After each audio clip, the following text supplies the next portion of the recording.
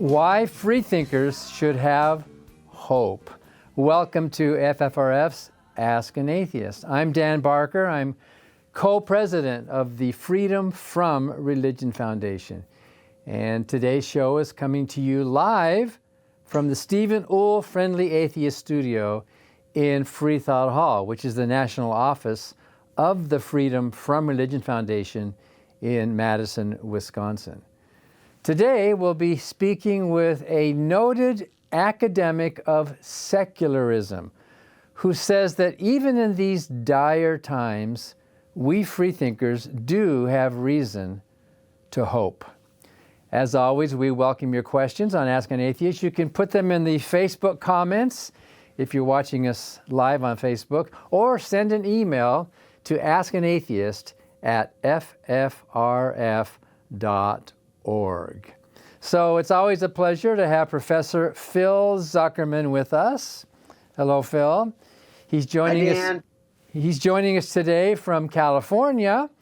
Phil is the author of many books. The first book I read of yours, Phil, was Societies Without God, but you also wrote the book Living the Secular Life. You wrote a book called Faith No More, Society Without God, Invitation to the Sociology of Religion, What It Means to Be Moral, Strife in the Sanctuary. He's professor of sociology and secular studies at Pitzer College, which is in Southern California. He also teaches at Claremont Graduate University and the University of Aarhus in Denmark. His newest book, which is co-authored with Isabella Casselstrand and Ryan Cragen, is called Beyond Doubt, the Secularization of Society. So, Phil Zuckerman, welcome back to Ask an Atheist. So happy to be here, Dan. Love it. I'm just, good to see you again. Great to be here. Yeah, I remember that time when you actually were in the studio a few years ago visiting us here in Madison, Wisconsin, and that was a fun time we had together. It was so nice. You were such a great host. The ice cream on the lake and all of that. But you're in California now. Can we tell our viewers that it's so nice there you're actually wearing shorts today? Is that... Oh, man. It is so hot. I mean, I've been wearing shorts every day. Yeah, it's been really hot this summer. We had a really nice spring, actually, so I shouldn't complain. It was cool and a lot of rain, but now we're in the thick of it. Yeah, I saw your campus a few years ago. Very pretty up there. The gardening and the plants that are growing, and that, what do you call it, the foothill area there? Yeah, we're right along Foothill Boulevard. We're at the base of this big mountain range, San Gabriel Mountains. My house is about 12 miles to the top, to the chairlift from Mount Baldy. So actually, wow. My son did a lot of snowboarding this year. Some of the students, when they're really motivated and depending on conditions, can go skiing in the morning, and then they drive to the beach an hour away and go surfing as the sun is setting. It's a nice day. I remember that. Well, I used to live in Southern California. And speaking of surfing on the beach, your mother was the Gidget, right? The original Gidget. Man, good memory, Dan. Yeah, my mom in the 50s went down to Malibu. She was a 5'1" daughter of immigrants, and she fell in love with surfing and all the guys surfing down there, and they nicknamed her Gidget. And she came home and told her dad all her little adventures, and he was a writer, and he wrote the book in the 50s. It became a bestseller. So, yeah, that's my mom, Kathy Koner Zuckerman. And who played her in the movie? Was that Sally Fields or... First Sandra Dee in the movie, which is a great movie, by the way. I still enjoy it. And then they made some sequels, and then it became a TV show, and Sally Fields was played my mom in the TV show, which was also awesome. And I actually went to high school with her son, so that was kind of a funny coincidence. That's neat. Well, her kind of bubbly, happy, humanistic life, you seem to have inherited that. Every time you talk, you kind of relax the audience, and we smile because Phil Zuckerman's here. So. Oh, thanks, Dan. I love connecting, and I got some of my mom's bubbliness. She's a better surfer than me, though. I have to say, I have to give her that. Yeah. So, and of course, you're a writer. We've read many of the books that you've written. Amazing, and they're full of, well, as a sociologist, of course, they are data-driven. Your newest book, Beyond Doubt, which is co-authored with two other people, Ryan Cragen and Isabella Castlestrand. We just got that and just read it, a picture of, I guess, humanism and secularism around the world. That title could be taken two different ways, couldn't it? Exactly. And that was the play on words. On the one hand, we wanted to say, what is happening is that secularization as a phenomenon is beyond doubt. And the reason we had to assert that is because, believe it or not, there's a lot of people from Mike Pence to other sociologists who have questioned secularization. Is it really happening? And it's like, yeah, the data is beyond doubt. But then we also wanted to talk about how people who live secular lives, their secularity it starts with some doubts. They might be believers, but that doubt, that little voice of doubt, of reason, of rationality starts to get louder and louder and louder. And usually their rejection of religion starts with some internal doubts, some intellectual questions, but then it goes beyond just mere doubt into affirming into declaring an affirmatively secular identity, a non-religious identity, and no longer wanting to identify as such. So we're trying to also capture the notion that there's a lot of people out there on this planet, like right now, who have gone beyond doubt and are affirmatively secular. Yeah, because we often hear that you non-religious, atheists, agnostic, secular humanists, you're all against something, but what are you for? Beyond doubt, what are you actually for? What is the positives? And you wrote an article that appeared, what was it, the American Humanist magazine, called Hope Remains in the Fight Against Theocracy. So in these dire times, this current climate of bad state church decisions, especially by the Supreme Court, and the future might seem bleak for us non-religious Americans, but you have an optimistic take on all of this. How can you say that hope remains in the fight against theocracy? So the way I look at it, Dan, is there's kind of you're right. On the one hand, we have the most theo-fascist Supreme Court possibly in history. I'm not much of an expert on what was going on in the early 1800s, but at least in my lifetime and my parents' lifetime, whereas the Supreme Court always understood the foundation of our First Amendment, the first sentence of the First Amendment, which is that Congress shall make no law respecting establishment of religion, that they've always understood it, they've safeguarded it, not always, but with the Lemon Test and ruling after ruling after ruling, ensuring that fundamental principle of our democracy. Now we have a majority Supreme Court of Christian fundamentalists who are in a sense fascistic in that they're anti-democracy and they're welding their religious faith to their anti-democracy, as we just saw, for example, with the ruling that says, yes, business owners have every constitutional right to discriminate against homosexuals. I mean, this is not only a violation of our republic's democracy, but it's grounded in theocracy. There's no legitimate reason to support such a position unless it's because you think there's a magical invisible deity who doesn't like homosexuals. That is the only reason. You cannot support discrimination constitutionally. You have to go to theocracy for that. So yes, on the one hand, we have seen ruling after ruling after ruling with this Trump court of theo-fascists just really destroying that wall of separation that Thomas Jefferson tried to erect with his colleagues. So on the one hand, oh man, these are dark times. But here's the deal. I see those Supreme Court justices, in a sense, as rats in a corner. And I've dealt with some rats, and when they're in a corner, they'll lash out. Why do I say that? Because the demographic tide is so against their worldview and their type of Christian fascistic orientations. Demographically, the United States is secularizing, dramatically so. So if our numbers were shrinking, I would say, oh man, these are some dark times. But the change in our culture, the change in just demographics, I'll just give you some quick examples. Gallup just came out with some new data. Okay, so just quickly, I won't bore you with the numbers, but the percent of Americans believing in God is lower than it's ever been. The percent of Americans who believe in heaven is the lowest it's ever been. Believing in hell is the lowest it's ever been. Believing in angels, believing in the devil. Basic. That's to say nothing of things like church attendance, how people identify. So on every marker of religiosity, whether it's belief, what people believe, behavior, the kind of, going to church or belonging, how they even identify, the numbers are going way down. So we're now adding tens and millions and tens of millions of non-religious people. They're not all active atheists, mindful humanists. Some of them are just indifferent, shrugging their shoulders, the nones, none of the above. But a huge chunk, an important chunk, understand their secular values, live by their secular values, and advocate for those secular values. So to me, I'm saying just demographically, our numbers are swelling, and that is going to be reflected in the ballot box. It's going to be reflected in the kind of representatives that we have. And so I guess, in a sense, we're losing the battles right now, but we are clearly winning the overall culture and political war.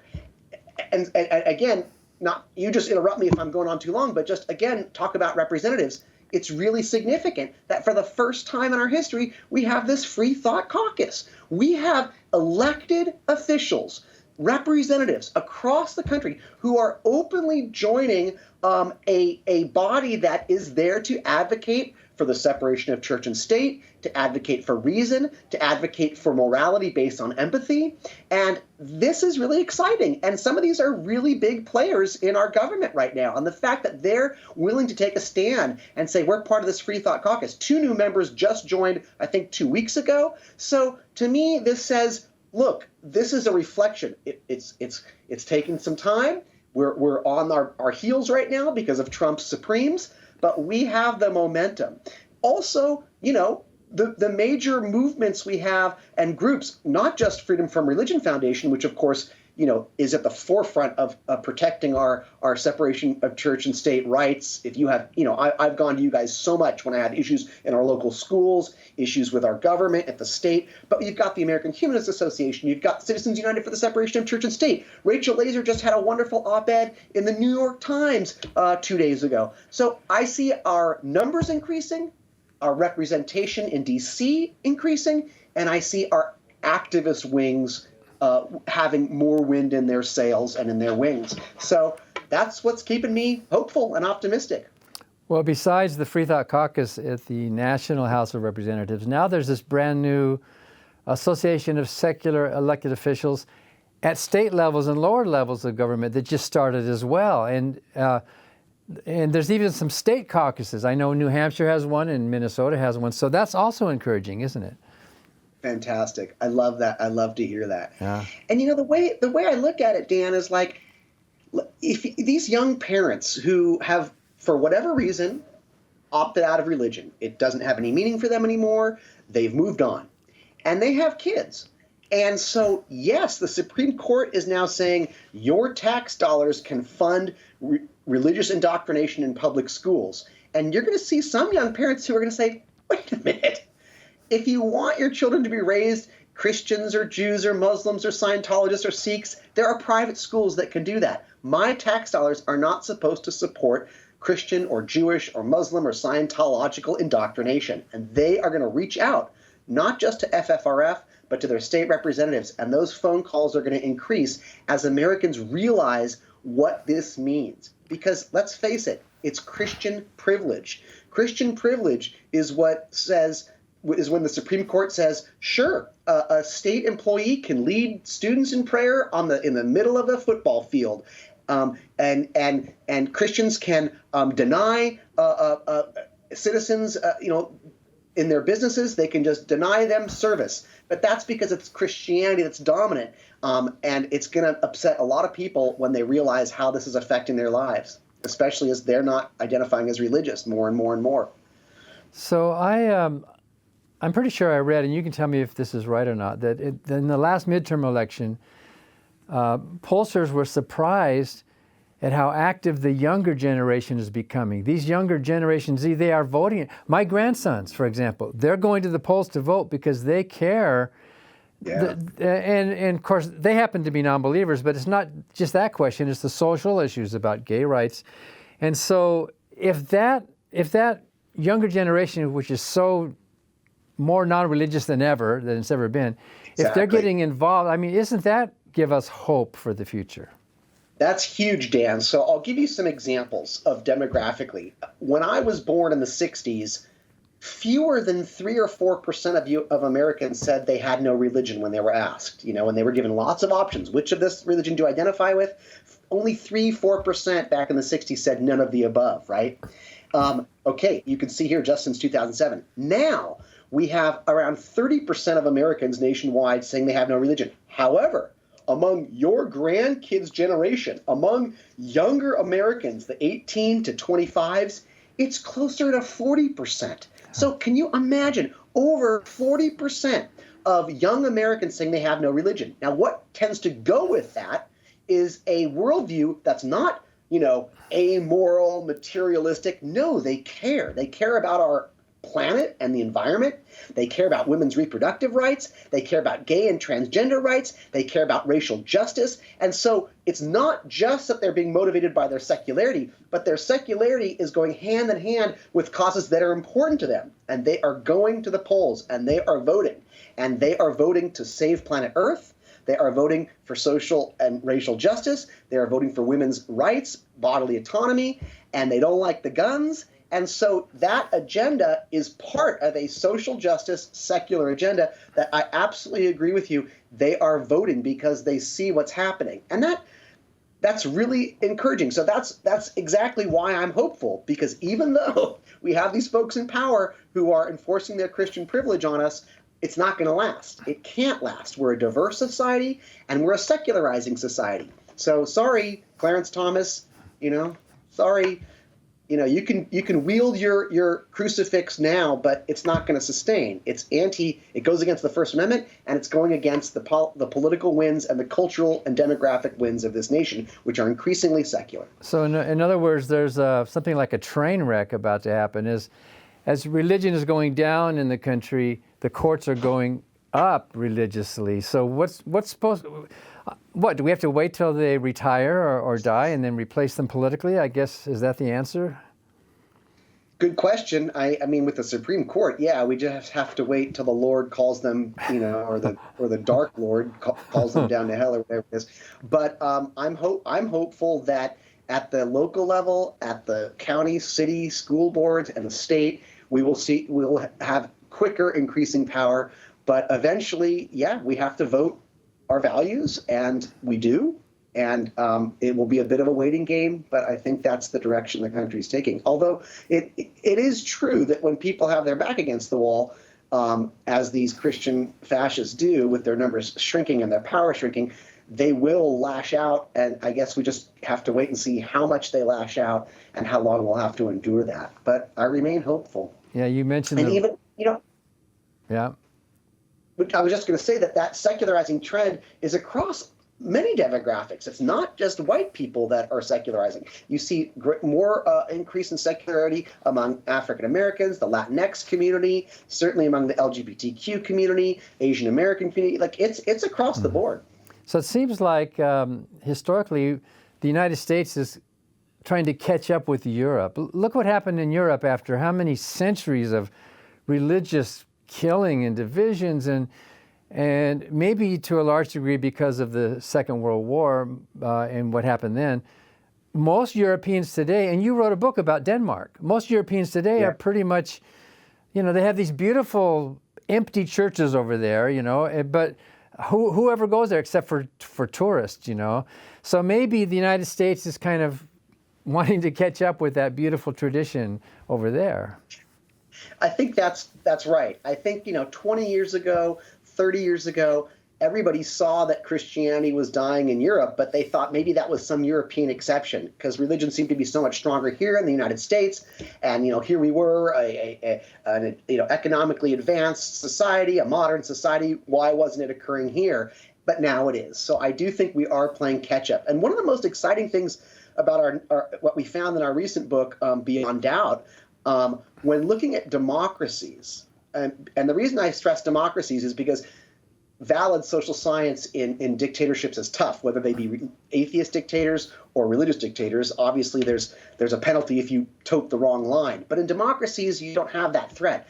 We found 7 democracies today where a majority of the citizens don't believe in God. I mean, could you imagine this? I mean, so you got the UK, you've got Estonia, Czech Republic, the Netherlands, Sweden, Norway, and South Korea right now. And many societies are very close. Japan, France, many societies didn't quite make that 50% threshold. But to have 7 democracies today where the majority of people lack a belief in God is historically unprecedented and just speaks to the degree to which secularization is happening. So we're not there here in the United States. I have the latest numbers. We still have about 74% of Americans still claim to believe in God. That's down from 90% in 2001. But 74% is a hearty chunk. But we are sliding in the direction of the UK. And I think that's a good thing. I think it's going to mean a more robust democracy and a healthier society and a more just and moral society as well. Where's Denmark on that list? Was Denmark one of the 7? Almost at 50%. Yeah, my lovely Denmark. I think like 49% don't believe in God, but we just couldn't include them in the secular 7 because they haven't quite reached that threshold yet. Well, maybe we'll send some atheist missionaries over there to just push them. No, we don't do that, do we? That's the funny thing. We don't need to. It's happening organically. It happens on its own as societies become better educated, more egalitarian, more prosperous, more peaceful. Religion just tends to evaporate. We don't even need to send out those missionaries. So you're mentioning the rats in the corner. I sometimes compare it to a wounded animal in the forest that it knows it's dying, but it wants to take everything down it can with it before it goes. It's angry. They've lost that privilege they used to have. But these conservatives, mostly religious, mostly white Christian nationalist conservatives, who ironically, they trumpet this great America that we live in, right? This great American democracy. And yet they want to use democracy to destroy democracy. They want to vote so that democracy doesn't count anymore, so that they could have a theocracy in place. Do you see that happening in our country? I do. I think it's really important that I like that you brought those strands together. It's impossible to just say, well, it's religious people versus everybody else, or it's just certain white people against everybody else, or it's just certain conservatives. These things are interlacing, interlocking, and intersecting. So absolutely, I think you have a sliver of the United States of white Christians of a certain class who have always enjoyed privilege. Their values, their beliefs, their faces have dominated every institution of power in this country. And that has, fortunately, started to change for the better. We're a diverse nation. That should be reflected in our halls of power, in our corporate world, in our military, in our government. And it's just we're starting to see that. And I think you see that, like what you said, that wounded animal of like, wait a minute, you mean my God doesn't get to rule, my symbols don't get to rule, my race doesn't get to rule. And so we are seeing a real scary backlash. I mean, this is how fascism works. This is how nationalism works. And I do worry, but I'm an optimist. I feel like we have enough people who value democracy. We're diverse. We work together, and I think we're going to surmount this. But I don't think that the white Christian folks are going to go down without a fight. And they love their guns, even though their prophet was anti-gun. They love their guns.